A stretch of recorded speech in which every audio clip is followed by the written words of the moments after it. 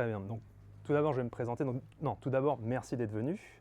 Donc, je me présente, je m'appelle Mathias Sudlot, je suis développeur Python, évidemment, chez Web@Rio. Et je vais vous présenter le projet de RAG en interne qu'on a pu faire chez Web@Rio. Donc, c'était très intéressant, vous allez voir. Mais il y a quand même pas mal de trucs un peu bizarres. Alors, le contexte est assez simple. Je pense que si je parle à mes collègues pythoniens ici présents, si je vous dis que plus de 80% des offres sur le marché, il y a IA dans le mot, dedans, je pense que je ne surprends personne. Donc évidemment, il y a plein de sujets qui peuvent rentrer dedans. Les trois quarts du temps, c'est des mecs qui veulent faire de l'IA pour faire de l'IA. Ils ne savent pas ce que c'est vraiment. Mais il y a quand même des sujets qui remontent souvent, qui sont les RAG, donc qui sont quelque chose d'assez intéressant, surtout quand on prend des entreprises qui ont énormément de documentation et qui vont avoir besoin d'un outil pour, à travers tous ces documents, trouver une réponse précise et factuelle sur quelque chose, sur un problème. Si je prends par exemple un cabinet d'avocats, j'imagine même pas le nombre de textes de loi qu'ils peuvent avoir, et peut-être qu'à ce niveau-là, une IA, un RAG peut venir aider quand ils ont besoin juste d'une petite précision pour implémenter sur leur connaissance. Oui. Je vais y arriver, ce sera la troisième, dans 2 slides, j'y arrive dans 2 slides. Et donc du coup, effectivement, c'est une opportunité tech à ne pas louper parce que voilà, il y a beaucoup de RAG qui existent, mais il y en a pas mal qui sont faits entre guillemets sur des plateformes AE où il faut passer par une subscription, comme par exemple, on peut noter NotebookLM de souvenirs fait par Google, qui est très très puissant, très très bon. Le gros problème, c'est que ça passe malheureusement par leur plateforme. Donc c'est une subscription. Et donc si jamais on a quelqu'un qui veut l'intégrer sur son application, qu'elle soit juste un site ou juste en interne, c'est pas possible. Eux, ils le gardent en interne, ils le gardent sur eux, c'est dans leur serveur. Donc il y a aussi ce problème de données. On va devoir mettre leurs données chez eux. Et donc l'objectif, si on peut résumer cette slide-là, les objectifs, c'est simple, c'était de commencer d'abord sur un outil en interne, voir, alors déjà monter en compétence sur l'IA, le RAG, qu'est-ce que c'est, comment est-ce que ça fonctionne, est-ce que c'est vraiment quelque chose d'intéressant juste en interne chez Web@Rio, est-ce que ça peut servir aux commerciaux, est-ce que ça peut servir aux RH.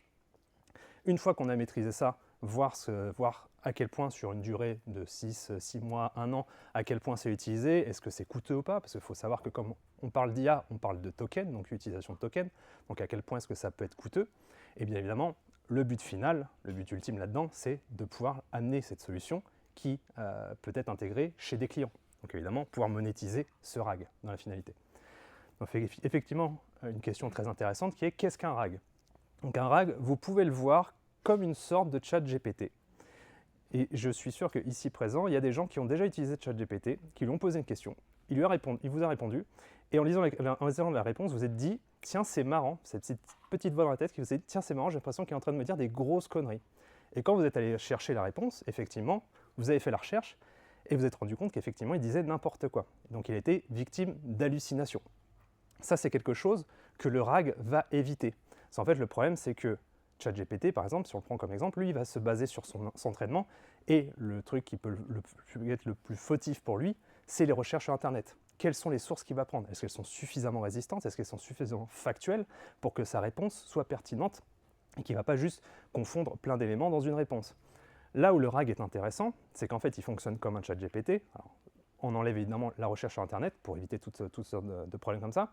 C'est que vous allez avoir une interface, vous allez lui parler comme sur ChatGPT, mais lui, il ne va pas se baser sur son entraînement, il ne va pas se baser sur une recherche sur Internet, il va se baser sur quelque chose de factuel. Et qu'est-ce qu'il y a plus de factuel que des documents qui ont été vérifiés et mis dans une base de données? Je veux dire, un CV, vous ne pouvez pas inventer quelque chose sur un CV. C'est marqué, la personne y a ses compétences, ses expériences. Si je demande à mon RAG d'aller chercher quelque chose, il va aller chercher sur ce CV quelque chose, et il ne peut pas inventer. C'est factuel, c'est écrit dessus. Pareil pour un texte de loi. Un texte de loi, on ne peut rien inventer. Et c'est ce que va faire un RAG. Un RAG va être connecté à une base de données, et sur cette base de données, on aura des documents vérifiés, factuels, et c'est comme ça qu'il va aller chercher ses réponses. Et donc du coup, il va vous donner les réponses les plus précises et les plus factuelles. Maintenant, la question c'est, qu'est-ce qu'il y a dedans? Comment se compose un RAG? Donc un RAG, comme j'ai dit, il y a une base de données. Mais pas n'importe quel type de base de données. On n'a pas une base de données SQL, NoSQL, on va partir sur ce qu'on appelle une base de données vectorielle. C'est-à-dire que toutes données que vous allez rentrer à l'intérieur, on ne va pas les caractériser par un ID, un identifiant, comme une base de données classique. On va caractériser cette donnée par des coordonnées vectorielles. On va voir plus tard pourquoi. Donc c'est comme ça que va marcher votre base vectorielle. C'est chaque donnée, un set de coordonnées vectorielles. Voilà, ça se place comme ça. Après ça, vous avez un composant d'embedding, donc de l'intégration. La façon dont ça marche, c'est que lorsque vous allez fournir un document qui va devoir être mis dans votre base de données, ce composant d'embedding va analyser son contenu entier et après l'avoir analysé, ça passe par une IA aussi au passage, il faut le savoir, donc ça coûte cher aussi, il va caractériser tout ce contenu par un set de coordonnées vectorielles et c'est ce qui va permettre de l'intégrer dans la base de données. Généralement, ils vont de pair, ils sont connectés entre eux. Quand vous déclarez, parce que vous avez plusieurs types de bases de données vectorielles, je prends par exemple Qdrent qu'on a utilisé, quand vous le déclarez dans votre fonction, vous allez lui donner comme paramètre un embedding à chaque fois. Comme ça, il va pouvoir récupérer et caractériser ces données. Par contre, il y a quand même quelque chose à garder en tête, c'est que lorsque vous insérez un document dans une base de données vectorielle, il faut le faire intelligemment. C'est-à-dire que si vous avez tout un CV, vous n'allez pas insérer tout un CV. Parce que vous pouvez voir ces coordonnées vectorielles comme, entre guillemets, un résumé de mots-clés de votre fichier. Donc le problème, c'est que résumer un CV entier, ce n'est pas intéressant, parce qu'un CV, il y a plusieurs parties. Comme un texte de loi, il y a plusieurs parties. Donc ce qui est intéressant, c'est qu'avant de le donner à l'embedding, vous allez faire un traitement sur ce texte. Et vous allez le chunker, le réduire en morceaux. Vous allez faire du chunking. Et donc tous ces bouts de chunk de documents, vous allez le donner à votre base de données. Comme ça, vous n'aurez pas un gros document dans votre base de données, mais des bouts de documents qui sont à chaque fois quelque chose d'intéressant et vraiment de chaque partie de vos documents. Et c'est pareil, le chunking, il ne faut pas le faire n'importe comment. Vous pouvez le faire de façon fixe, mais le problème, c'est que si vous dites que moi je vais découper mon document après 500 caractères, vous allez tomber en milieu d'une phrase. Ou peut-être vous allez terminer au bout d'une phrase, tant mieux, mais peut-être que la phrase d'après était plus intéressante que d'avoir dans ce chunk-là. Donc ce que vous avez effectué, c'est plutôt un chunking sémantique. Donc ça, pareil, ça passe par une IA qui, elle, va analyser votre document, va regarder quel est le plus intéressant en termes de chunking et va vous redonner des chunks intelligents, découpés intelligemment. Et c'est ce que vous allez mettre après dans votre base de données. Et évidemment, après, il faut aussi pouvoir récupérer ces datas. Parce que là, vous avez l'embedding qui permet de caractériser et de le récupérer. Mais après, il va falloir aussi avoir un retriever, quelque chose pour récupérer, pour aller prendre votre donnée quelque part. Donc lui, la façon dont il marche, c'est très simple. C'est qu'il va prendre la requête de l'utilisateur. Par exemple, je dis à mon RAG, peux-tu me dire ce qu'il y a dans le CV de Mathias Hudelot? Voilà. Lui, il va prendre ça. Cette requête-là va passer par l'embedding, donc elle va être caractérisée par un set de coordonnées vectorielles. Et lui, le retriever, va les prendre et il va les taper dans la base de données. Le problème que vous pouvez être en train de vous dire, c'est que des coordonnées vectorielles comme ça, elles sont jamais identiques. Parce que le problème, c'est que qu'est-ce qui va me dire que ce set de coordonnées-là va correspondre à quelque chose précisément dans le CV de Mathias? C'est impossible, vu que lui, il se base sur le contenu pour créer ces coordonnées vectorielles. Donc la façon dont marche le retriever, c'est que lui, il tape dans la base de données, et après, ce qu'il va faire, c'est qu'il va regarder son voisinage. Donc vous lui donnez K voisins, il va les regarder, et quand il en a détecté K, il les prend, il les récupère. Et une fois qu'il les a récupérés, c'est le dernier composant, entre guillemets l'acteur principal de notre RAG, ça va être le LLM générateur. Donc vous pouvez en prendre plein. OpenAI a des bons modèles, vous pouvez prendre aussi Anthropic, il y a Claude qui marche très bien. Et donc en fait, lui, c'est la dernière phase, c'est une fois qu'on a tout récupéré, qu'est-ce qu'on fait? On prend et on lui dit, tiens, ça s'appelle un contexte, tout ce que vous avez pu récupérer de votre base de données. Voilà la requête de mon utilisateur. Et là, vous lui faites un prompt en lui disant, voilà tes contextes, voilà ta requête, et voilà tes instructions. Tu dois analyser ces contextes selon la requête, renvoyer une réponse claire et concise, et puis répondre à ton utilisateur d'une certaine façon. Et c'est comme ça que ça va marcher. Et ça, en gros, c'est les 4 gros composants de votre RAG. Donc une fois que vous avez fait, donc il y a aussi évidemment, il y a plusieurs librairies pour le faire ça. Les plus connues étant celle créée par LangChain, qui s'appelle LangChain bien évidemment. Donc LangChain, c'est entre guillemets la lib principale, c'est celle qui va vous permettre d'avoir tout ce qui est les briques au niveau de faire des embeddings. Vous avez déjà des classes faites pour les 3/4 des bases de données vectorielles qui existent. Vous avez aussi pour faire le retriever, pour récupérer vos LLM. Donc ça va être le principal, c'est la lib que vous allez utiliser le plus pour faire votre RAG. Après ça, vous pouvez aussi agrémenter tout ça de LangGraph. LangGraph, lui, ce qu'il va faire, c'est que concrètement, vous pourriez passer outre, parce que vous pouvez faire une suite. C'est-à-dire qu'en fait, la façon dont marche votre rag, vous pouvez le voir, il y a des nœuds en fait. Il commence à un nœud là, il avance là, s'il se passe quelque chose, il va à tel nœud ou à tel nœud, et vous pouvez le faire au travers de fonctions. Vous continuez fonction par fonction par fonction, vous avez une fonction qui va tracer ça. Langgraph en fait permet de faire ça de façon un peu plus simple et un peu plus lisible. Voilà, vous allez pouvoir définir vos nœuds et vos nœuds conditionnels, vous pouvez faire de la conditionnelle dessus, et donc ça permet juste de simplifier et de le rendre beaucoup plus maintenable et beaucoup plus lisible quand vous le faites. Donc une fois que vous avez tout ça, ce qui est bien, c'est que vous avez un rag. Mais le problème, c'est que votre rag, il est un peu débile. Parce qu'en fait, il va aller au plus simple. C'est-à-dire que si on prend le truc, c'est qu'il va prendre les contextes, il ne va pas essayer de chercher à faire des trucs dessus, il va juste prendre, il va voir s'il trouve quelque chose, et puis on verra plus tard. C'est pareil, si vous appliquez juste ce que je vous ai dit précédemment, si je lui dis « Bonjour, je m'appelle Mathias », ok, il va me répondre. Déjà, ce qui va se passer, c'est qu'il va prendre 3 plombs à me répondre, parce qu'en fait, on ne lui a pas dit d'essayer d'analyser ce que veut mon utilisateur.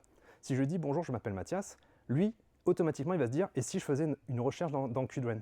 Mais en fait, non, il n'a pas besoin de le faire. Je veux dire, je lui raconte ma vie à l'heure actuelle. Je ne lui demande pas de me faire une recherche. Donc le problème, c'est qu'il va consommer des tokens, tout ça pour vous répondre bonjour Mathias, comment allez-vous, comment est-ce que je peux vous aider ?» Ou des fois, si le prompt n'est pas forcément ultra résistant, eh ben, il va vous répondre « Je n'ai rien trouvé dans votre base de données ». Bon. Et donc c'est pour ça que vous allez devoir faire de l'analyse d'intention. Parce qu'en fait, il faut quand même savoir ce que veut votre utilisateur. Ça ne sert à rien de faire une recherche dans la base de données si votre utilisateur vous parle simplement à votre rag parce qu'il a besoin de parler à quelqu'un, il veut juste raconter sa vie. Il n'y a pas besoin de le faire. Pareil sur le fait que si je lui dis « Salut, je m'appelle Mathias » et que ma requête d'après c'est « Comment est-ce que je m'appelle ?» il faut qu'il le sache ça. Et le problème c'est que si on n'utilise pas de la mémoire, si on fait un truc simple, il ne va jamais le savoir. Si je lui dis comment je m'appelle, il va me dire « Je ne sais pas ». Il va faire une recherche et il va me dire « Je ne sais pas comment vous appelez ». Donc c'est pour ça qu'il faut faire un système de mémoire. La façon dont ça marche, il y en a plusieurs, on peut faire du court ou du long. Nous, on est parti sur du long, et la façon dont on le fait, c'est qu'on va aller stocker toutes les interactions qu'on peut avoir, on va aussi le stocker dans la base de données. Et ce qui est intéressant avec les bases de données vectorielles, c'est qu'on peut mettre de la métadata sur chaque petit bout de données qu'on va insérer à l'intérieur. Donc en fait, on a mis des métadatas pour différencier ce qui était des documents pour faire de la recherche, et ce qui était des bouts de chat à l'intérieur. C'est comme ça qu'on arrive à s'y retrouver et à ne pas faire des recherches inutiles et à choper du bruit. Il y a aussi une autre chose, c'est qu'on peut scorer nos contextes. Si ça se trouve, si je lui pose une question, je lui ai dit de me récupérer 10 voisins, il va m'en récupérer 10, mais ça se trouve en vrai, j'en ai 7 que je pouvais éliminer parce qu'ils ne sont pas pertinents. Et en fait, ce que donne LangChain, c'est qu'il va donner des méthodes de scoring, et à ce niveau-là, c'est vous qui voyez. Vous pouvez récupérer vous vous basez juste sur leur scoring, vous vous dites, les scorings vont de 0 à 1, vous pouvez juste vous dire, si c'est en dessous de 0,07, je ne prends pas parce que ça ne sera pas assez pertinent. Et à partir de ça, vous pouvez aussi rajouter votre propre scoring derrière, de la sémantique, est-ce que c'est vraiment pertinent par rapport au contexte? C'est vous qui voyez. Mais ça permet de, entre guillemets, déjà d'économiser des tokens. Il faut toujours y penser, c'est que ça bouffe énormément de tokens de parler à une IA. Et que du coup, ça permet aussi de faire en sorte qu'elle n'ait pas énormément de contexte à analyser pour faire sa réponse. Et donc du coup, elle peut aller plus vite et être plus concise. Vous avez aussi autre chose, c'est si ça se trouve, la requête qui a été envoyée par l'utilisateur, elle n'était pas ultra bien formée. Ça arrive, les 3/4 des gens qui utilisent ça, ils ne savent pas taper, ils vont mettre un peu tout et n'importe quoi.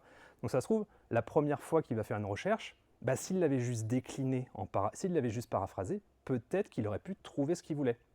Et donc vous allez lui faire établir des stratégies. C'est-à-dire que si j'essaie une première fois, ça ne marche pas de problème, je reprends sa requête, je paraphrase, genre, je lui donne trois exemples, et je l'envoie et on voit ce que ça donne. Ça marche pas de souci, je fais par synonyme, on verra bien.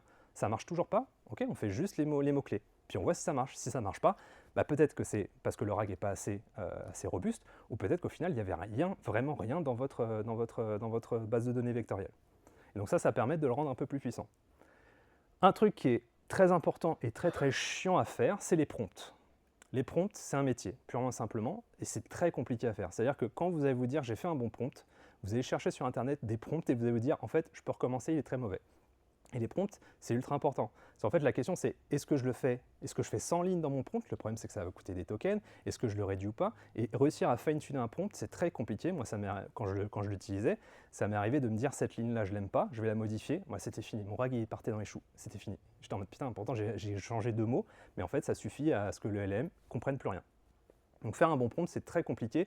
Mais une fois que vous avez un prompt robuste, généralement, ça permet de vraiment bien guider votre rag sur ce qu'il faut faire.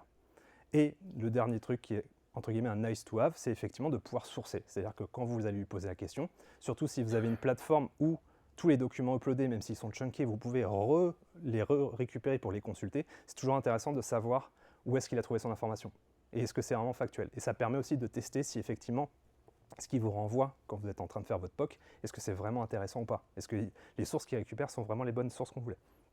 Et donc, si vous faites ça, vous passez d'un RAG idiot à moins idiot.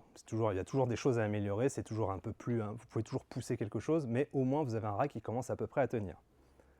Et là, on arrive sur le passage assez drôle des RAG et surtout de l'utilisation de l'ULLM. C'est le MCP. Donc le MCP, c'est quoi? Si vous deviez voir comme ça, c'est un outil qui va permettre à votre LLM d'agir au-delà de son scope. Je m'explique. Est-ce qu'il y a des gens ici qui ont déjà utilisé Cursor? Ok, très bien. Vous voyez, quand vous posez une question à Cursor, vous lui dites « Est-ce que tu peux me propager cette modification que j'ai fait quelque part ?» Il va vous dire « Pas de souci, assieds-toi, je vais lire tes fichiers et je vais le faire. Et après, je vais le propager. » Ce qu'il faut savoir, c'est que la lecture et l'écriture, ce n'est pas natif au LLM. Ça, c'est Cursor qui va lui fournir des MCP pour agir sur votre fichier. Lui, un LLM, vous pouvez le voir comme une entité qui a des yeux, un cerveau et une bouche. Vous lui montrez quelque chose, il l'analyse et après il vous recrache ce qui est par rapport à votre question. Et donc les MCP, en fait, c'est des mains. Vous allez lui créer des mains pour qu'il puisse enfin agir. Et en fait, c'est ce que vous allez faire avec un RAG, c'est que vous dites toutes ces fonctions de « je vais chercher dans Qdwent, je sauvegarde mon chat, est-ce qu'il faut que je sauvegarde les préférences de l'utilisateur ?» Vous dites bah, maintenant, au lieu d'avoir 20 nœuds, si je mettais tout ça sur un serveur MCP, la façon dont marche le serveur MCP, vous avez deux endpoints, vous en avez un pour de la documentation qui va lui renvoyer entre guillemets, la liste de tous les outils qui existent sur ce serveur MCP et qu'est-ce qu'ils font, quels sont leurs paramètres et à quoi ils servent. Et le deuxième, c'est pour faire un appel. Et donc là, en fait, vous allez dire au LLM, tiens, amuse-toi, je te pose ma requête, maintenant voilà ce que tu as à disposition et vous voyez ce qui se passe. Et à ce niveau-là, c'est un peu aléatoire. Parce qu'en fait, tout bonnement, tout ce qui est, c'est tout bête, mais le MCP de sauvegarder l'historique, il ne le fait pas tout le temps. Alors que techniquement, s'il faut garder quelque chose d'intéressant, il devrait le faire tout le temps. Mais des fois, il va faire des choses, je ne m'attendais pas à ce qu'il fasse lui-même du retry, mais des fois, il va faire lui-même du retry, c'est-à-dire je ne m'attendais pas à ce qu'il le fasse, je lance, et je le vois passer une fois, deux fois, trois fois, pour au final me donner une bonne réponse, je suis même, ah d'accord. Donc c'est là que c'est intéressant. Pour le rendre plus robuste, ce que vous pouvez faire, c'est non pas utiliser un LLM, mais deux LLM. Vous allez en avoir un premier qui, lui, aura accès aux outils, mais ne pourra pas les utiliser. Vous lui envoyez sa requête. Ce qu'il doit faire, c'est analyser la requête de l'utilisateur, voir les outils qu'il a et définir un plan d'action. Comme ça, vous avez un prompt qui est basé purement sur « trouve-moi le plan pour répondre à cette requête selon les outils donnés ». Une fois que ce plan, vous l'avez, vous l'envoyez à l'autre LLM qui va l'exécuter. Ça, c'est le design pattern de l'orchestrator executor. Et c'est à peu près là où nous, on s'est arrêté au niveau du RAG.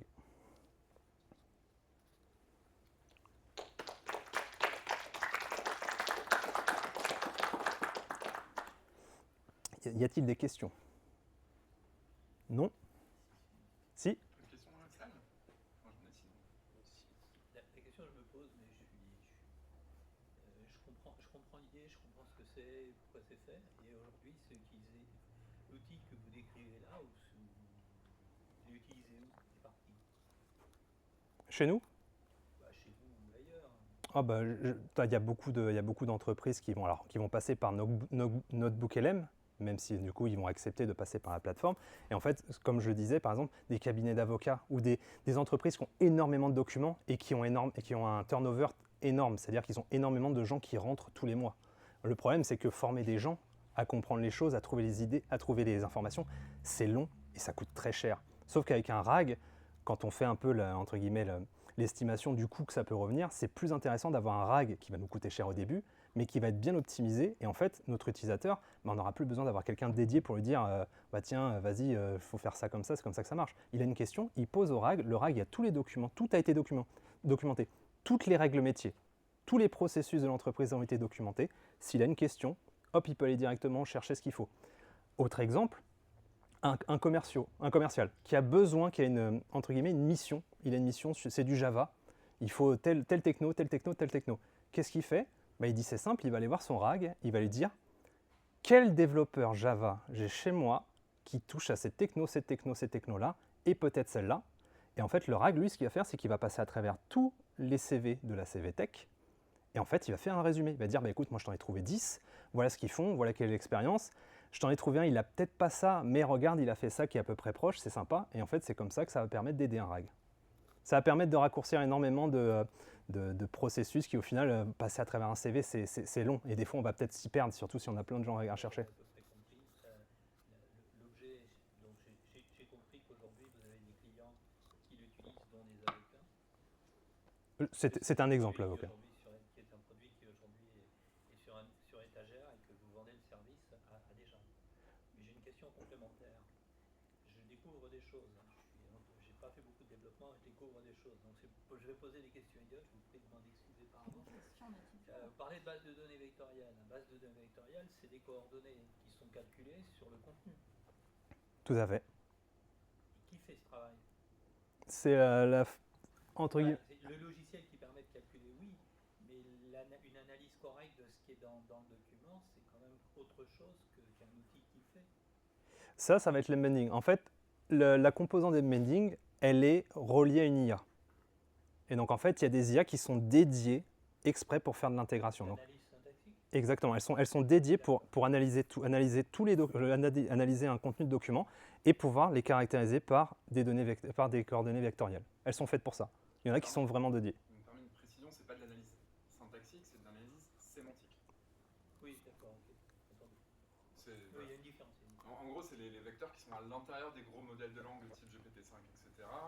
Leur façon de représenter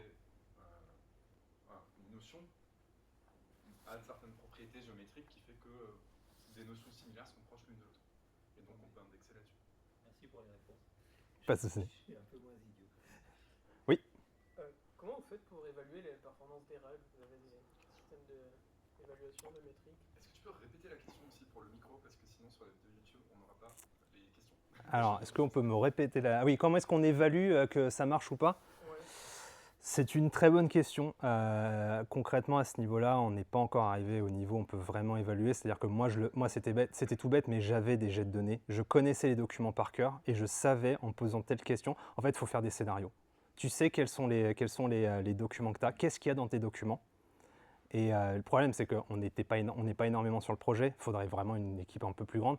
Mais la façon dont ça marche, c'est que généralement, ils ont des jets de données immenses, mais ils savent quelles sont les réponses et questions, les réponses aux questions qu'ils vont poser. Et c'est comme ça qu'ils évaluent si plus ou moins ça marche. Et il y a aussi le coût du scoring. Déjà, ça peut aider. C'est-à-dire qu'en fait, ce que donne LangChain en termes de méthode, c'est qu'en fait, quand on va demander au retriever d'aller chercher quelque chose, lui, il va scorer chaque contexte qu'il va récupérer. Donc déjà, tu peux te baser sur le fait que si tu poses une question et que tu sais qu'il y a quelque chose dedans qui correspond parfait, si jamais ton contexte il est pas au moins 0 à 0,9 sur 1, c'est qu'il y a un problème, quoi. Donc tu peux voir avec le scoring, tu as un mélange de scoring que te donne le retriever, plus toi tu sais tes scénarios et tu sais ce que c'est censé faire. Mais le problème, c'est que les scénarios sont, voilà, moi à mon échelle, je dirais qu'ils étaient encore trop petits, mais après tu commences petit, tu te dis ok, bah c'est bon maintenant qu'est-ce qui se passe si je change de type de données, qu'est-ce que je passe si je change de type, de la façon dont, même par exemple de passer d'un PDF à un texte, est-ce que le chunking sémantique il marche bien ou pas. Donc il y a beaucoup de choses à voir, mais généralement c'est ça, c'est tu te dis moi j'ai mes questions, mes réponses à faire, je sais quels sont mes documents, normalement il est censé me répondre ça. Est-ce que tu cumules avec...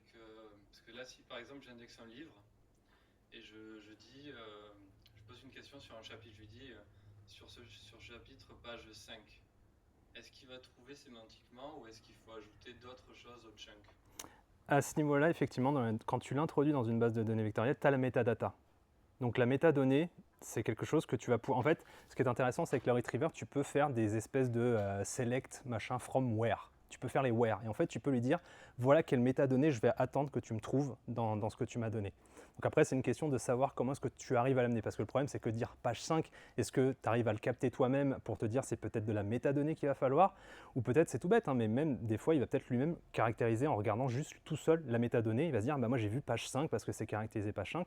Mais après, ça dépend aussi de comment est-ce que tu vas structurer ta base de données. Est-ce que tu vas vouloir vraiment mettre ça dans ta métadata? Est-ce que tu vas juste vouloir mettre ces tels documents, ou est-ce que tu veux vraiment aller au plus précis en disant bah, je vais aussi rajouter les pages. Donc comme ça, moi, tu peux savoir quel chunk appartient à quelle page de ton document. Et les chunks, tu les découpes par phrase? C'est sémantique, en fait, il se débrouille. Alors des fois, il va faire des trucs, oui. Oui, c'est des voix, il faut le dire. Oui, exactement. Bah, en fait, c'est un peu ça, l'utilité passer du projet Narax, c'est que tu te dis, bon, on va voir quelle est la limite du LLM. Et à la limite, tu l'atteins assez vite.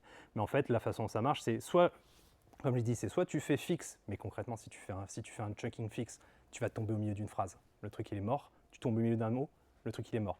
Et en fait, tu vas lui fournir. Il y a des classes, il y a des libs qui font exprès pour faire du chunking sémantique.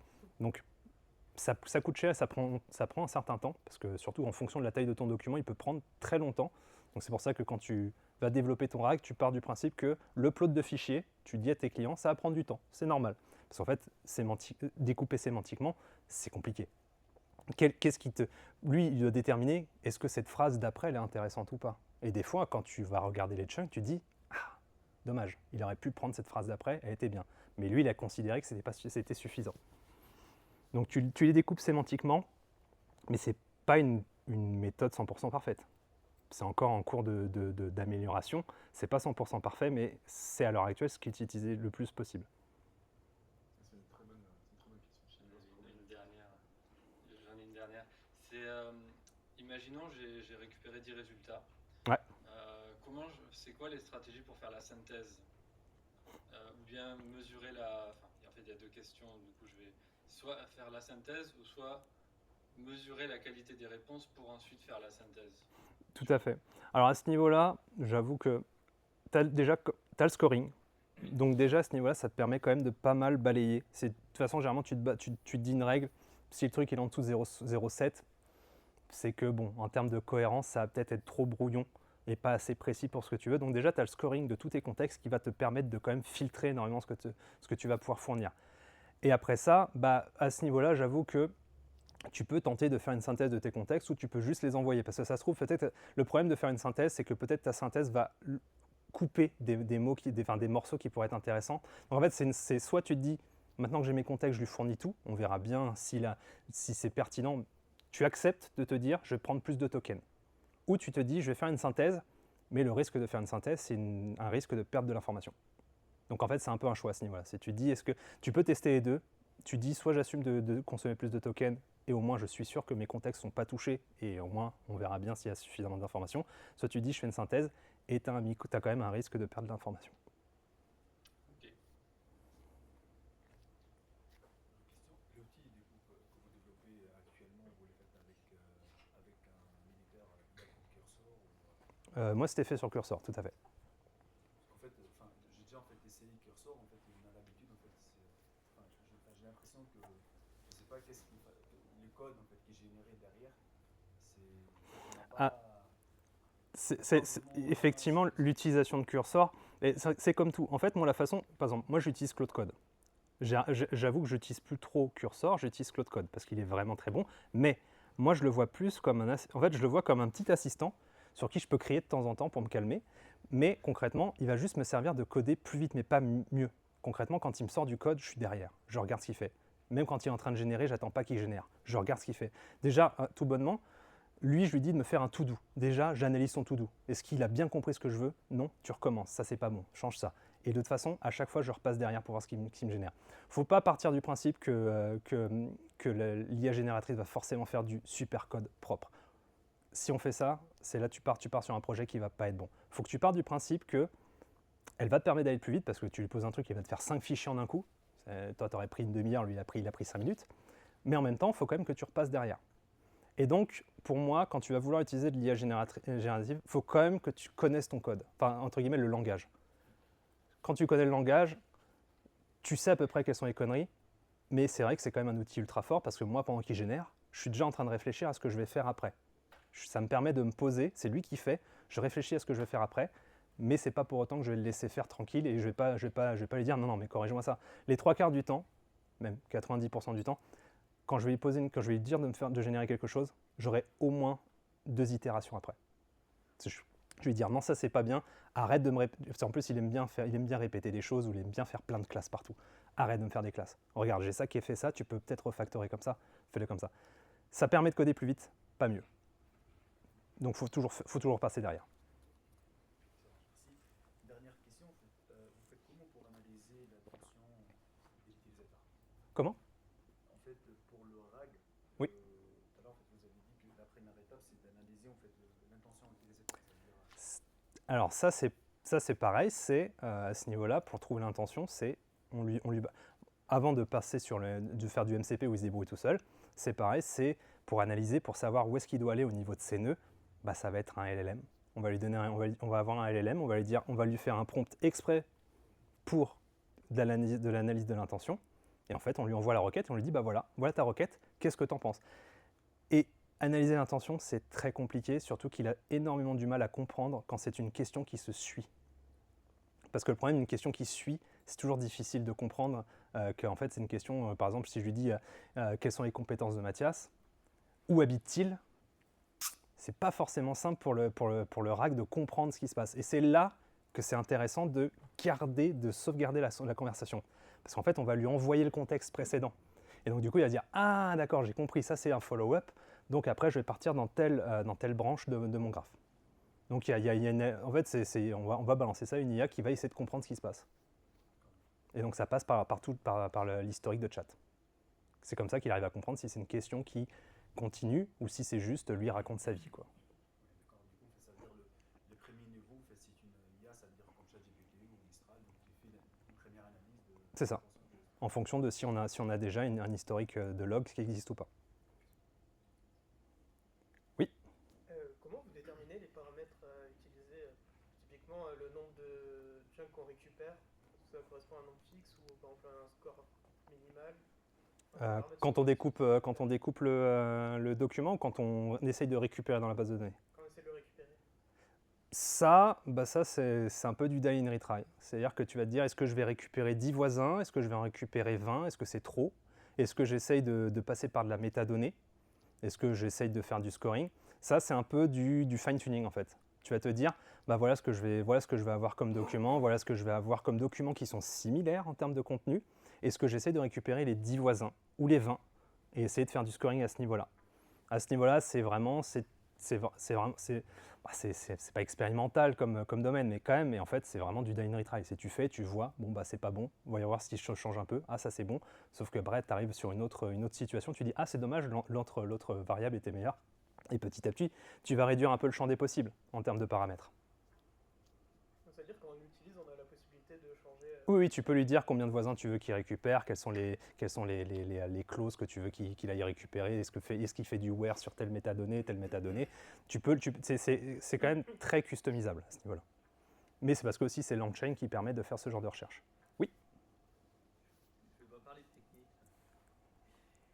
Je suis client, j'ai besoin d'utiliser un produit comme le vôtre.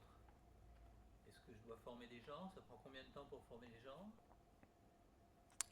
Ça, c'est une très bonne question. Combien de temps, si on veut utiliser l'outil, combien de temps ça pourrait... Sortie d'usine comme ça, c'est pas censé prendre trop longtemps. C'est juste une question de savoir comment est-ce qu'ils vont devoir uploader. Alors, il y a quand même une analyse du business du client pour savoir comment c'est. Mais si, imaginons qu'on part sur un client qui se base super bien sur ce qu'on a développé, qui n'a pas besoin de customisation, concrètement, c'est juste leur dire bah, est-ce que vous voulez faire, parce qu'avec la métadonnée, ce qui est bien, c'est qu'on peut scinder les documents. Est-ce qu'on veut mettre juste des documents RH? Est-ce qu'on veut faire des documents pour les commerciaux? Est-ce qu'on veut faire plusieurs fois? Et en fait, c'est juste une question de savoir quel est leur business. Si c'est un truc tout simple, on leur dit, bah, c'est simple, regardez, vous avez le chatter ici, vous avez la page pour uploader les documents. Tous les documents que vous uploadez, ça va se faire comme il faut. Maintenant, vous avez juste à parler. Vous avez juste à uploader des documents. Mais par contre, il faut que les documents soient parfaits. Il faut dire, on ne va pas uploader n'importe quoi. Je ne vais pas uploader un document que j'ai écrit, un poème ou quoi que ce soit. Vous dites, voilà, vous avez des documents RH, vous vérifiez que les documents RH sont bien formés et qu'ils sont factuels et qu'ils sont comme il faut, et vous les mettez dedans. Si je reformule, j'ai besoin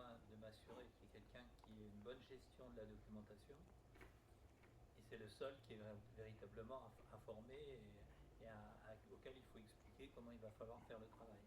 Tout à fait, mais ça, du coup, ça sera plus un travail sur les documents, de faire en sorte qu'ils soient propres, qu'on ne soit pas sur des... Tout à fait. Par contre, les utilisateurs après, Bah pour eux, normalement, c'est censé juste, c'est simple, c'est le matin, ils se réveillent, le lendemain matin, ils se réveillent, ah bah c'est quoi ce chatter sur notre application? Tiens, je vais lui poser une question, ou par exemple, ils lancent le chatter et le chatter explique qui il est, puis après, en fait, ils ont juste à poser des questions, et puis ça passe comme ça, ils se débrouillent. Il n'y a vraiment pas d'apprentissage à ce niveau-là, c'est juste, faut faire en sorte que les documents uploadés, ils soient bons, quoi. Une dernière question? Une dernière question, en fait, le RAG qui a été implémenté, c'était un RAG multimodal ou un RAG standard? Standard. Et aussi, du coup, j'ai compris avec la presse, mais c'est un chatbot que vous avez implémenté. C'est ça. Alors, en tout cas, pour l'interaction, on lui parle. On peut aussi faire, parce que le RAG en soi, ça implique pas qu'il y ait un chat. Tout à fait, c'est vraiment... Mais là, dans ce cas-là, vous avez utilisé le RAG. C'est mieux d'avoir un chat parce qu'il faut pouvoir interagir. Mais on peut très bien faire juste... Ouais, je suis pas d'accord, mais c'est un autre sujet. On peut très bien utiliser une techno RAG dans un process back-end. Oui, non, tout à fait. Augmenter un contexte, prendre une décision, faire quelque chose. Le RAG est indépendant de l'interaction avec l'utilisateur. Tout à fait. Après, je ne sais pas en termes de pourcentage quels sont ceux qui sont les plus implémentés, entre guillemets. Est-ce que c'est plus ceux avec un chat ou plutôt ceux... On en discutera après, c'est une question. Lesquels marchent les mieux, c'est aussi une bonne question. Parce que si tu l'appliques à un problème business hyper précis dans un process back-end, en fait, tu l'implémentes, ça marche super bien. Ah, oui. Parce que tu n'as pas l'utilisateur, il peut me demander ce qu'il veut. Tu Exactement. sais ce que tu fais. Et donc, mais c'est vrai que dans il y en a un... sans doute moins qui sont implémentés, mais ils sont sans doute plus utiles. Je pense aussi parce que le besoin est tellement précis, on n'est pas sur un utilisateur qui a posé n'importe quoi. Ok, on fait une petite pause entre les deux talks 5 minutes, si vous voulez boire un verre ou grignoter. Et puis on va enchaîner avec la talk suivante.